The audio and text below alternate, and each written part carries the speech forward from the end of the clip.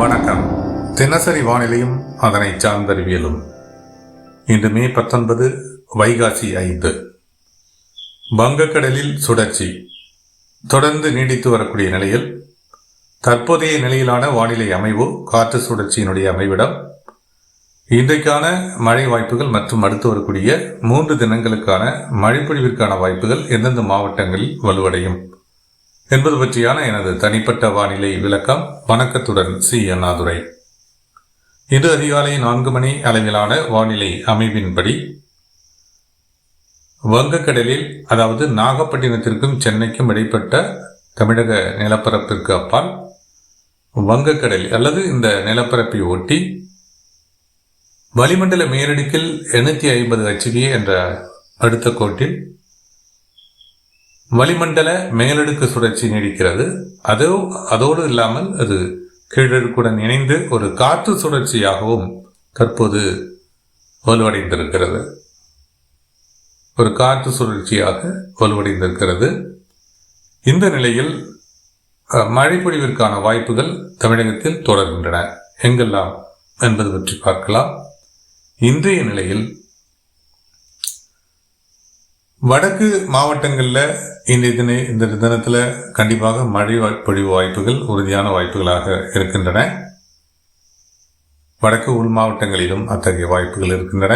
கிருஷ்ணகிரி, தருமபுரி, வேலூர், திருப்பத்தூர், ராணிப்பேட்டை, திருவள்ளூர், சென்னை, காஞ்சிபுரம், செங்கல்பட்டு இந்த மாவட்டங்கள் சார்ந்தும், அதேபோல திருவண்ணாமலை, கள்ளக்குறிச்சி, சேலம், நாமக்கல், பெரம்பலூர், திருச்சிராப்பள்ளி இந்த மாவட்டங்கள் சார்ந்தும் இந்த பிற்பகல் தொடங்கி ஆங்காங்கே மழை பொழிவிற்கு வாய்ப்புகள் இருக்கின்றன.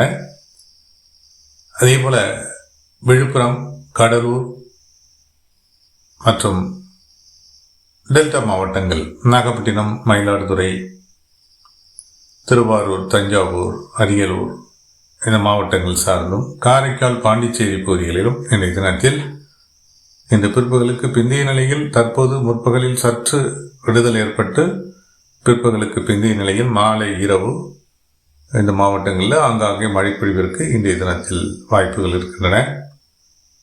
அதே போல மேற்கு மாவட்டங்களை பொறுத்தவரை நீலகிரி, ஈரோடு இந்த மாவட்டங்களில், அதாவது ஈரோடு மாவட்டத்தினுடைய வடக்கு பகுதிகள், நீலகிரி மாவட்டத்தில் கிட்டத்தட்ட அநேக இடங்களில் லேசான மிதமான மழை பொழிவிற்கும் மேகமூட்டமான வானிலை அமைவு ஏற்படுவதற்கும் வாய்ப்புகள் இருக்கின்றன.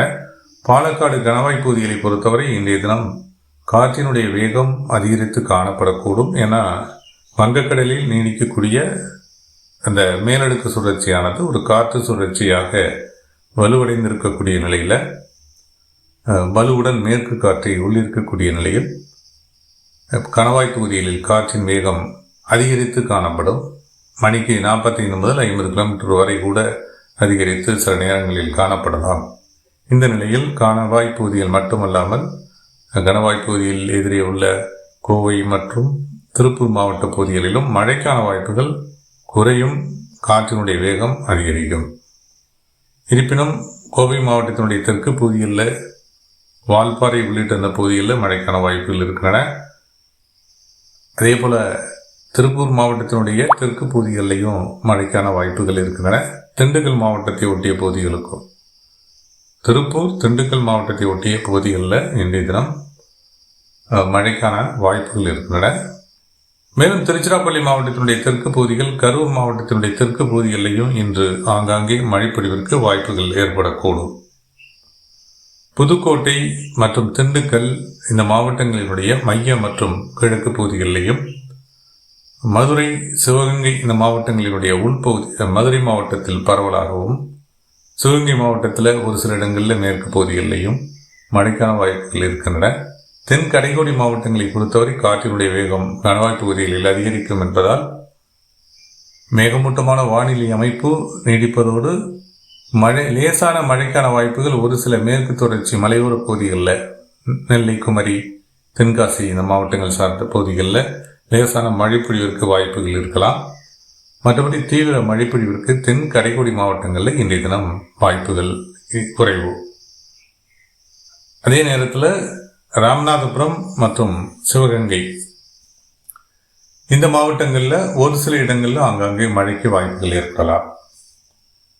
மேற்கு தொடர்ச்சி மலை கணவாய்கள் வழியாக உள்நுழையக்கூடிய ஆரியன் கபு ஆரல்வாய் மொழி கபம் பள்ளத்தாக்கு வழியாக நுழையக்கூடிய அதிகரிக்கக்கூடிய மேற்கு காற்று திண்டுக்கல் மற்றும் புதுக்கோட்டை மாவட்டம் மற்றும் ராமநாதபுரம் சிவகங்கை மாவட்டங்களில் ஓரிரு இடங்களில் ஆங்காங்கே மழைப்பொழிவிற்கு காரணமாக அமையக்கூடும். டெல்டா மாவட்டங்களை பொறுத்தவரை இன்றைய தினம் காலை நேரத்தில் சற்று இடைவெளி ஏற்பட்டு பிற்பகலுக்கு பிந்தைய நிலையிலோ அல்லது பிற்பகலிலோ மழைப்பொழிவு வாய்ப்புகள் இருக்கின்றன. முற்பகலில் ஓரிரு இடங்களில் நாகப்பட்டினம் மாவட்டத்தில் கடலோர பகுதிகளிலையும் அதே போல் மயிலாடுதுறை மாவட்டத்தில் ஒரு சில கடலோர பகுதிகளிலையும் காரைக்கால் பகுதிகளிலையும் ஒரு சில இடங்களில் மழைப்பொழிவு ஏற்படலாம். பிற்பகலுக்கு பிந்தைய நிலையில் மீண்டும் மேகமூட்டமான வானிலை அமைவு வலுவடைந்து முன்னிரவு இரவு நள்ளிரவு அதிகாலை வரை மழைக்கான வாய்ப்புகள் ஆங்காங்கே தொடரக்கூடும். தற்போதைய நிலையில் நீடிக்கக்கூடிய வளிமண்டல சுழற்சி அல்லது காற்று சுழற்சி கடலுடன் இணைந்த காற்று சுழற்சியானது மேலும் இது வடக்கு அல்லது வடமேற்கில் நகரக்கூடும். அதாவது சென்னை மற்றும் தெற்கு ஆந்திர பகுதிகளை நோக்கி அடுத்த 48 மணி நேரங்களில் நகரக்கூடும். இவ்வளவு காலம் எடுத்துக்கொள்ளக்கூடிய நிலையில் மழைப்பொழிவு மேலும் நீடிக்கக்கூடிய நிலையே தற்போதைய நிலையில் காணப்படுகிறது. நாளைய தினம் மேலும் மழைப்பொழிவு பரவலாகும். சற்று வடக்கில் நகர தெற்கு காற்றும் மேற்கு காற்றும் ஒன்றிணையக்கூடிய வாய்ப்புகள் வலுவுடன் ஒன்றிணையக்கூடிய வாய்ப்புகள் ஏற்படக்கூடிய சூழலில் வடக்கு உள் மாவட்டங்களிலும் வடக்கு மாவட்டங்களிலும் மழைப்பொழிவுக்கான வாய்ப்புகள் வலுவடையக்கூடும். அதே போல டெல்டா மாவட்டங்களிலும் நாளைய தினம் வலுவான மழைப்பொழிவிற்கு வாய்ப்புகள் இருக்கின்றன. வடகடலூர் மாவட்டங்களில் மேலும் தீவிரத்துடன் மழைப்பொழிவு ஏற்படக்கூடும். நாளைய தினம் சென்னை, திருவள்ளூர், செங்கல்பட்டு, காஞ்சிபுரம் இந்த மாவட்டங்கள் சார்ந்தும் விழுப்புரம் இந்த மாவட்டங்கள் சார்ந்தும் மழைப்பொழிவு வலுவடையும். கடலோர மாவட்டங்கள் சார்ந்த உள் மாவட்டங்களிலும் மழைப்பொழிவு தீவிரமடையும். இந்த சூழல் நாளை வரை நீடிக்க இன்னொரு பதிவாக மேற்கு மாவட்டங்களை பொறுத்தவரை நாளை தினம் இந்த சுழற்சி வடக்கு நோக்கி நகரக்கூடிய நிலையில பாலக்காடு கனவாய் வழியில் காற்றினுடைய வேகம், அதாவது பொதுவாக மேற்கு காற்றினுடைய வேகம் சற்று வீழ்ச்சி அடையலாம். ஏன்னா அது வடக்கு நோக்கி நகர சற்று இதனுடைய தீவிரம் குறையலாம். குறையக்கூடிய நேரத்தில் மேற்கு காற்றினுடைய வேகம் மீட்சி பெறக்கூடிய சூழலில் பாலக்காடு கனவாய் பகுதிகளுக்கும் கோவை, திருப்பூர் மாவட்ட பகுதிகளிலேயும் மழைப்பொழிவு ஏற்படாத பகுதிகளுக்கு மழைப்பொழிவுக்கான வாய்ப்புகள் இருக்கலாம். அதே போல தென் மாவட்டங்களிலும் தூத்துக்குடி, விருதுநகர், தென்காசி, மதுரை இந்த மாவட்டங்களிலையும் ஆங்காங்கே ஓரிரு இடங்களில் மழைப்பொழிவு நீடிக்கலாம். அதே போல திண்டுக்கல், புதுக்கோட்டை இந்த மாவட்டங்களில் நாளைய தினமும் சற்று பரவலான மழைப்பொழிவிற்கு வாய்ப்புகள் இருக்கின்றன. மத்திய மற்றும் கிழக்கு பகுதிகளுக்கு இந்த நிலை நாளை நீடிக்க நாளை மறுநாள் மழைப்பொழிவுடைய தீவிரம் குறைய தொடங்கும். அதாவது சுழற்சியின் மூலமாக ஏற்படக்கூடிய மழைப்பொழிவுடைய தீவிரம் குறைய தொடங்கும். சுழற்சி வடக்கு ஆந்திர பகுதிகளை கடந்து வலுவிழக்கலாம், சுழற்சியாக வலுவிழக்கலாம் அல்லது மேலடுக்கு சுழற்சியாக நீடிக்கவும் செய்யலாம். அதே நிலையில் மேற்கு தொடர்ச்சி மலையோர மாவட்டங்களில் ஆங்காங்கே மழைப்பொழிவிற்கான வாய்ப்புகள் ஏற்படும். மேலும் மத்திய மற்றும் வடக்கு உள் மாவட்டங்களிலும் ஆங்காங்கே மழைப்பொழிவு நீடிக்கக்கூடும். 21, 22ஆம் தேதி வரை சுழற்சி வலுவிழக்க இந்த தென்மேற்கு பருவமழையினை, அதாவது வங்கக்கடல் பிரிவினை வலுவாக அது அந்தமான் நிக்கோபார் தீவுகள் மற்றும் வடகிழக்கு இந்திய மாநிலங்கள் மீது முதற்கட்டமாக துவக்கம் என்பது நம் முந்தைய அறிவிப்பில் உள்ளது, அப்படியே நீடிக்கிறது. மேலும் அரபிக்கடலில் ஒரு சுழற்சி நீடிக்கிறது. தற்போதைய நிலையில் வடக்கு அரபிக்கடலில் வளிமண்டல மேலடுக்கு சுழற்சி நீடிக்கிறது. இந்த தற்போது வங்கக்கடலில் நீடிக்கக்கூடிய இந்த மேலடுக்கு சுழற்சி வலுவிழந்து அது ஆந்திர பகுதியை கடக்கும். அதே நிலையில் கேரள மற்றும் கர்நாடக தெற்கு கர்நாடக எல்லையோர பகுதியில் சார்ந்த அரபிக்கடலில் வலுவான சுழற்சி, காற்று சுழற்சி ஏற்பட்டு அரபிக்கடல் பிரிவினை, அதாவது தென்மேற்கு பருவமழையினுடைய அரபிக்கடல் பிரிவினை துவக்கும் நிகழ்வாக அமையக்கூடும்.